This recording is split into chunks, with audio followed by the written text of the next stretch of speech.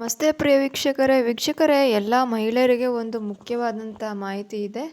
ಇನ್ನು KSRTCಯಲ್ಲಿ ಉಚಿತವಾದ ಬಸ್ ಸೇವೆಯಲ್ಲಿರೋವರಿಗೆ ಇಲ್ಲೊಂದು ಕೊನೆ ಮತ್ತು ಬಿಗ್ ಅಪ್ಡೇಟ್ ಇದೆ ವೀಕ್ಷಕರೇ. ಅದಕ್ಕೂ ಮುಂಚೆ ನಮ್ಮ ಚಾನಲನ್ನು ಸಬ್ಸ್ಕ್ರೈಬ್ ಮಾಡಿ, ಈ ವಿಡಿಯೋ ಇಷ್ಟ ಆದರೆ ಒಂದು ಲೈಕ್ ಕೊಡಿ ವೀಕ್ಷಕರೇ.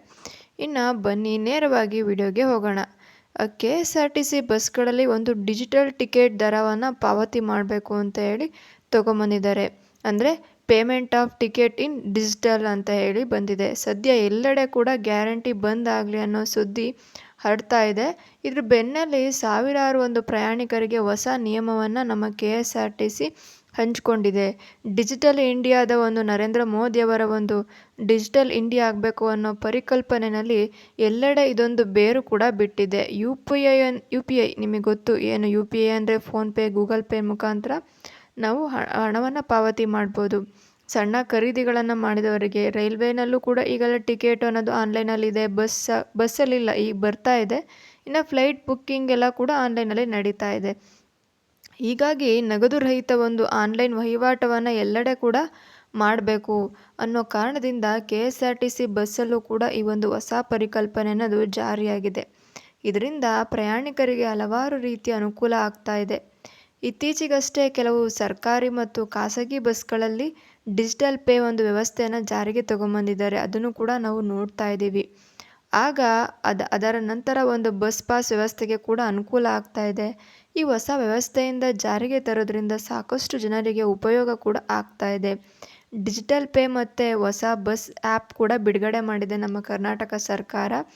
ಇದರಿಂದ ಒಂದು ಜನರಿಗೂ ಕೂಡ ಬಸ್ಸಲ್ಲಿರೋ ಒಂದು ಸಹಾಯಕರಿಗೂ ಕೂಡ ಯಾವುದೇ ರೀತಿ ತೊಂದರೆ ಆಗ್ತಾ ಇಲ್ಲ.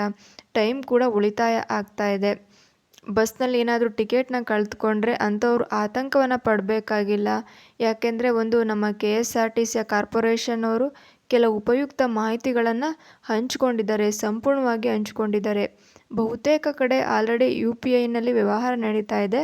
ಸರ್ಕಾರ ಬಸ್ನಲ್ಲೂ ಕೂಡ ಡಿಜಿಟಲ್ ಪಾವತಿಗೆ ಹೆಚ್ಚಿನ ಬೆಂಬಲವನ್ನು ನೀಡ್ತಾ ಇದ್ದಾರೆ. ನಮ್ಮ ಕರ್ನಾಟಕದ ರಾಜ್ಯ ಒಂದು ಸಾರಿಗೆ ಸಂಸ್ಥೆ ನಿಗಮವು ಕೂಡ ಜೂನ್ 25ರ ನಂತರ KSRTCಯಲ್ಲಿ ಪ್ರಯಾಣ ಮಾಡುವವರು ಡೆಬಿಟ್ ಅಥವಾ ಕ್ರೆಡಿಟ್ ಕಾರ್ಡ್ ಅಥವಾ UPIಗಳಲ್ಲಿ ಪಾವತಿನ ಮಾಡ್ಬೋದು ಎಂಬ ಕಲ್ಪನೆಗಳನ್ನು ಇತ್ತೀಚೆಗೆ ಹಂಚ್ಕೊಂಡಿದ್ದಾರೆ ಒಂದು ಪ್ರೆಸ್ ಮೀಟ್ ಮುಖಾಂತರ.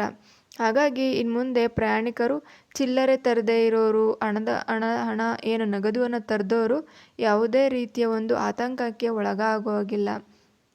ಈಗಾಗಲೇ 4 ಸರ್ಕಾರಿ ಡಿಪೋಗಳಲ್ಲಿ ಇದು ಪ್ರಾಯೋಗಿಕವಾಗಿ ಎಲೆಕ್ಟ್ರಾನಿಕ್ ಟಿಕೆಟ್ ಯಂತ್ರವನ್ನು ಅಳವಡಿಸಿದೆ. ಇದರಿಂದ ಮೊದಲು ಬಸ್ ನಿರ್ವಾಹಕರಿಗೆ ತರಬೇತಿಯನ್ನು ನೀಡಿ ಎಲ್ಲ ಸರ್ಕಾರಿ ಬಸ್ಗಳಲ್ಲಿ ಅಳವಡಿಸಬೇಕು ಅಂತ ಹೇಳಿ ಸರ್ಕಾರದ ಒಂದು ಸಾರಿಗೆ ಸಂಸ್ಥೆ ಇಲಾಖೆಗೂ ಕೂಡ ಸುತ್ತೋಲೆಯನ್ನು ಹೊರಡಿಸಿದೆ.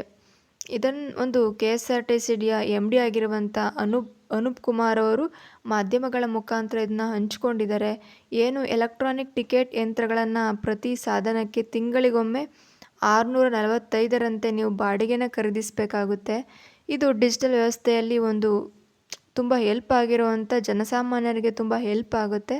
ಅದರಿಂದ ಯಾವುದೇ ಸಮಸ್ಯೆ ಬಾರದಂತೆ 5 ವರ್ಷಗಳವರೆಗೆ ಈ ಎಲೆಕ್ಟ್ರಾನಿಕ್ ಟಿಕೆಟ್ ಯಂತ್ರವನ್ನು ಒಪ್ಪಿಗೆ ಮೇಲೆ ಖರೀದಿಯನ್ನು ಮಾಡಿದ್ದಾರೆ. ಇದನ್ನು ಏನು ಕಂಪನಿಯು ಒಂದು ಬ್ಯಾಂಕೇಡರ್ ಇಂಟರ್ಫೋಸಸ್ ಅನ್ನೋ ಸಾಫ್ಟ್ವೇರ್ ಮುಖಾಂತರ ಇದನ್ನು ಒದಗಿಸ್ತೀವಿ. ಅದರಿಂದ ಗೂಗಲ್ ಪೇ ಮತ್ತು ಫೋನ್ಪೇ ಈ ಥರ ಅಪ್ಲಿಕೇಶನ್ಗಳ ಮೂಲಕ ನೀವು ಸುಲಭವಾಗಿ ಪಾವತಿಸ್ಬೋದು. ಆಗ ಟಿಕೆಟ್ ಅಗತ್ಯವೇ ಇಲ್ಲ. ಟಿಕೆಟ್ ಕೈ ತಪ್ಪಿರೂ ಕೂಡ ನೀವು ಭಯ ಪಡುವ ಹಾಗೆ ಇಲ್ಲ ಅಂತೇಳಿ ನಮಗೆ ತಿಳಿಸಿದ್ದಾರೆ. ಇದನ್ನು ನೀವು ಮೊಬೈಲ್ನಲ್ಲಿ ಸ್ಕ್ಯಾನ್ ಮಾಡಿ ಸುಲಭವಾಗಿ ಪ್ರಯಾಣಿಸ್ಬೋದು. ಮುಂದಿನ ದಿನಗಳಲ್ಲಿ ಎಲ್ಲ ರಾಜ್ಯದ ಎಲ್ಲ ಬಸ್ ಏನು ಸಂಚಾರ ಮಾಡ್ತಿರೋ ಒಂದು ಬಸ್ಗಳೆಲ್ಲ ಇದು ನಾವು ಅಳವಡಿಸ್ತೀವಿ, ಡಿಪೋದಲ್ಲೂ ಕೂಡ ನಾವು ಅಳವಡಿಸ್ತೀವಿ ಅಂತೇಳಿ ತಿಳಿಸಿದ್ದಾರೆ. ಇದೇ ರೀತಿಯ ಮಾಹಿತಿಗಾಗಿ ನಮ್ಮ ಚಾನಲನ್ನು ಸಬ್ಸ್ಕ್ರೈಬ್ ಮಾಡಿ, ಈ ವಿಡಿಯೋ ಇಷ್ಟ ಆದರೆ ಒಂದು ಲೈಕ್ನ ಕೊಡಿ.